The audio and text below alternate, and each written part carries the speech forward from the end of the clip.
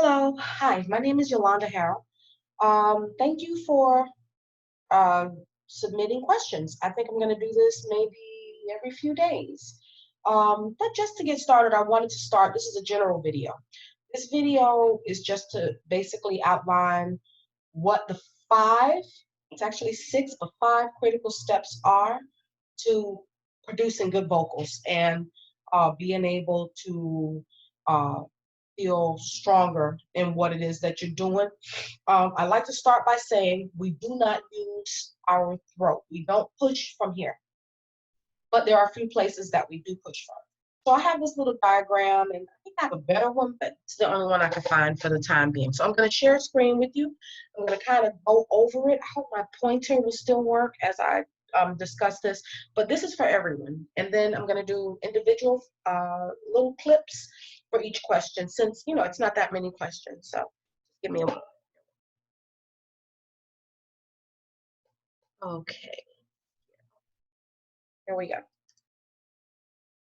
Okay, so when we sing, and going back to what I was saying, we have a few things that we do. It's regardless of when we're singing, it's every time we sing. Here we are. Okay, so this is the diagram. I'm going to make it larger so that you can get a better look at it. But pretty much, we have six things that we do each time we go to sing. First thing is always we're going to breathe.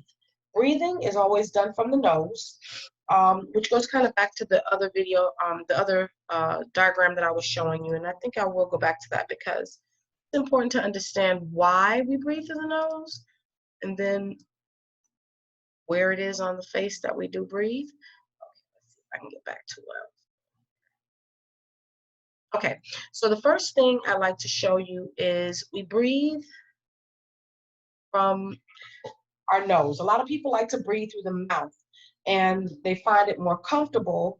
And whenever I'm working with anyone and they tell me that, they think it's better to breathe through the mouth, here are the cons to breathing through the mouth.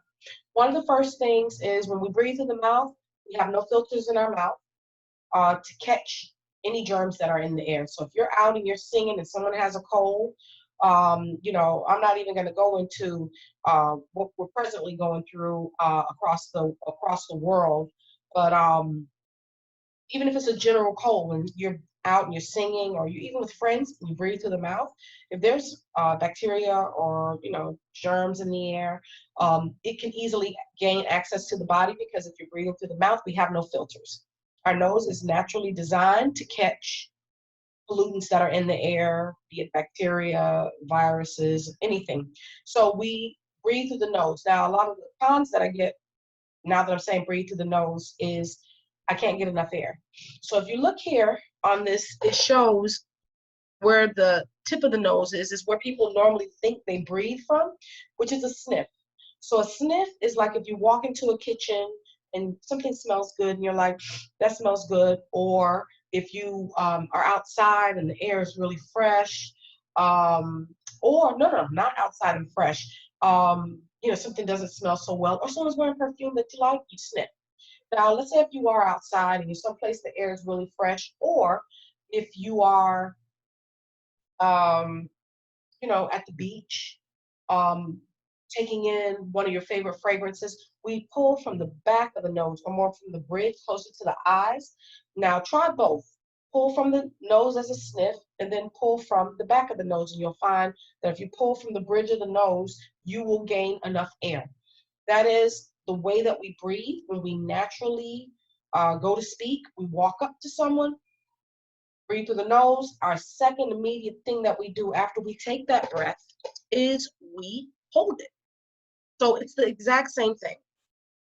When we're singing, singing is always close to speech. A little bit some interesting, but this is our diaphragm muscle. So the diaphragm muscle is this very interesting looking little muscle. It sits right underneath our ribs, right under our lungs, and its primary function is it's our central muscle for handling our respiratory system. So this is the muscle that pulls the air into the body pushes the air out of the body, pulls the air into the body, pushes the air out of the body. And actually, it pulls the air into the body, pushes the air out, pulls the air in, pushes the air out. When we breathe, the immediate next thing we do is we hold the breath. Now, we hold the breath because this is our foundation. So if you're going to sing, and let's say you're going to sing a song and you sound like, ah, or there was one question that I'll get to where they seem to be winded. So whenever you find yourself winded or too much air coming out and you're making a wispy sound, wispy meaning that you sound like a whisper, it's because you're not holding your diaphragm. Now we pull air actually in through the diaphragm muscle and we hold it. Literally just hold our breath. Now, a lot of times because of how we naturally hold our breath, people find themselves holding air in the nose as well. We don't hold air in our face. What you do is you relax the face. And if it's hard for you to relax the face, just blow out a little bit of air through the nose and just leave it in the outward direction as opposed to inward where you're inhaling. Treat it more like an exhale, but hold the breath. We put no pressure in our face. Everything is on the diaphragm. The next thing that we do that's very important when we sing is we use our sternum, but it's not the sternum that we're using, it's muscles around the sternum. And we do this with speech. This is where we produce our syllables. This is that little power that's under the voice. So if I'm going to sing and I want to sing something like, fly me to the moon, let me play among the stars. In order for me to do that, and if you listen to my voice, because right now I'm doing more of a presentation, so I have a more up sound to my voice. But whenever we're using our voice, we have these little syllables that are under the words. And sometimes some words have 2 syllables, some words have 1 syllable, some words have 3, some words have 4. We have to respect those syllables the exact same way that we do when we're speaking. So we hold our breath and all of our syllables we add into our song.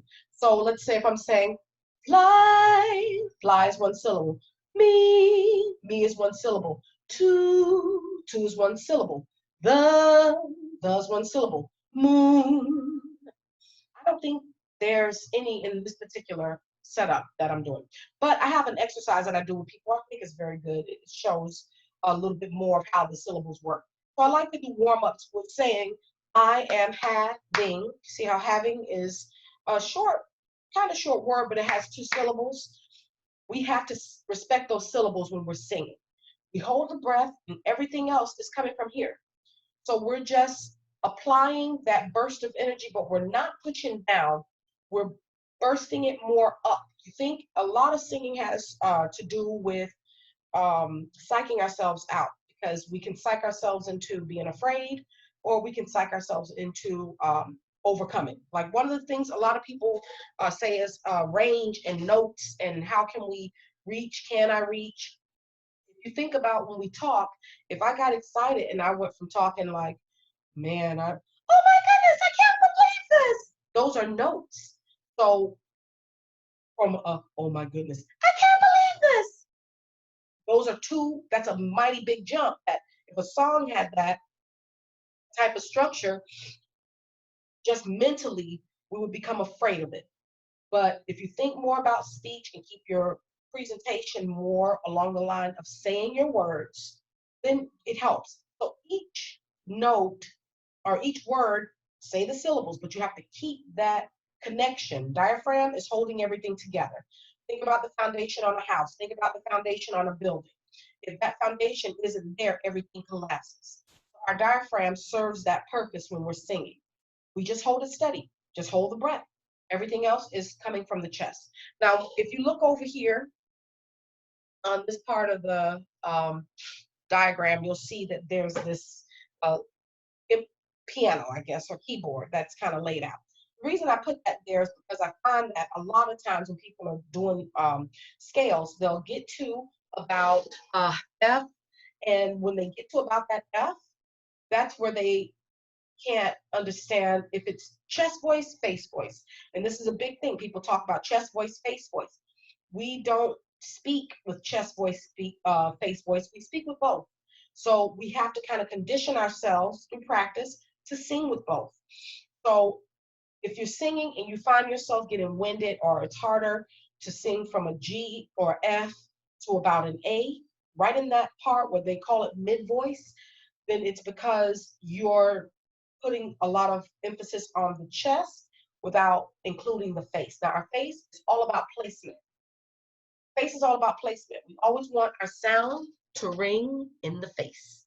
If we don't have that presence, then you will hear the difference. Like sometimes a person is singing and it sounds like they're singing, but their voice sounds muffled, like it's nothing really coming out. It's because the placement isn't out front. We get out front placement. This is one of the things that I train. We blow to our hand. Practice blowing to your hand, and when you blow to your hand, it'll give you the capability of pushing forward. You have to get comfortable with that. The things that you feel as you practice these things are the things that you apply once you sing. You have to push everything to the front. We like the sound to ring in the face. So humming from the nose, remember leaving the nose in a relaxed position, and I'll show you really quickly the difference. If it's a tight position, and say if you take the breath and you're doing that part right, you're like, then you hold the breath, but I have my face, I'm holding breath, air in my face too. And if I go to hum, that's what I'm going to sound like, as opposed to, we get that kind of ring when we just allow the air to transfer back out of the nose. But remember, everything is under the control of our diaphragm muscle, which is our central respiratory muscle. This is the muscle that is in control of everything. So another part of singing, which I think I added it. Let me see if I have it here.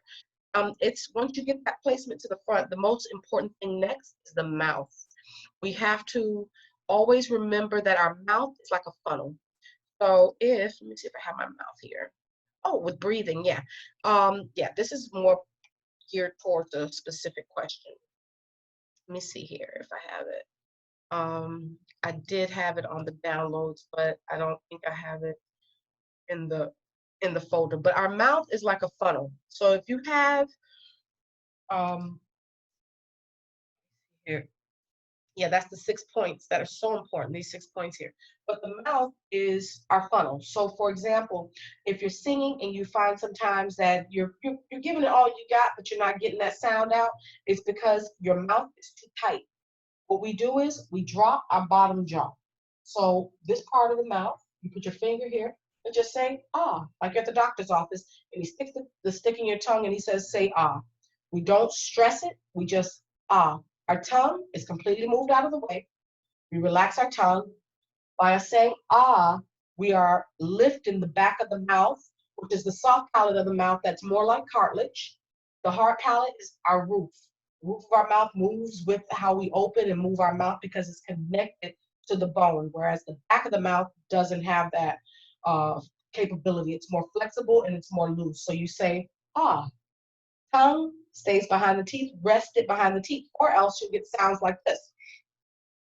I think I can, because the tongue is pushing all the sound without the control of placement into the face. So we relax the tongue. I think I can. And honestly, the only thing I've done is just move my tongue out of the way. So that's how we treat our mouth. Our vowels, that's more of a, it's very important, but it isn't necessarily important for this video. The next thing that we do that's very important, I don't want to make the video too long, is we focus on our head, but not just the head. We focus above our head. What helps us bring it all together is if we raise our voice. Now, raising the voice is not in the form of yelling, but just raising our voice. So if you think about talking to someone, I like to say at the top of stairs, or someone that is above you. Top of stairs to me is a good example. If you raise your voice, it makes it easy to maintain everything straight up. Singing, it puts us in a position where we're using our diaphragm, we're using our chest, we're using our face, placing the sound, of course, out front, and we're speaking above ourselves, and it holds everything together, but we're always pushing forward. So another place that we push forward to, that I didn't include, which is important because I included in my exercises, is we push from the back of the head. Now, if you think about it, when you speak, we push from the back of the head to push that sound forward. Just another visual on how to project the voice and put the voice in front of you instead of behind you. So I hope this video was helpful. There is 6 vital points when you're singing, and I'll give it to you again really quickly. It's the breath through the nose, pulling from the diaphragm, holding the diaphragm, speaking syllables from our chest, but pushing those syllables in an upward manner. Throat, we do nothing in our throat. We do not put pressure in our throat. If we put pressure in the throat, if anyone has like instances where they sing but they get a sore throat or it hurts, it's because you're literally connecting your syllables from your throat. We connect our syllables in our chest.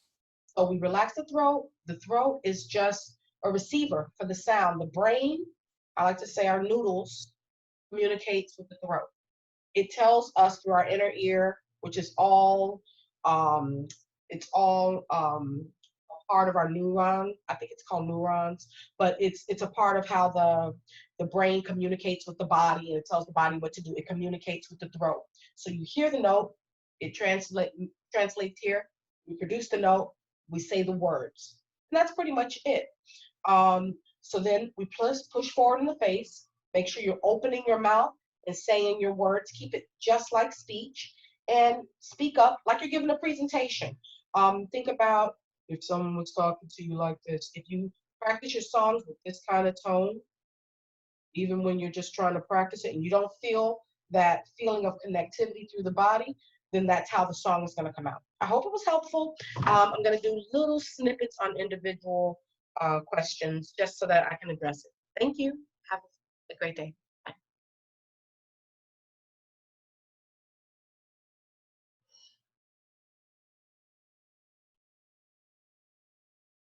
I'm ending your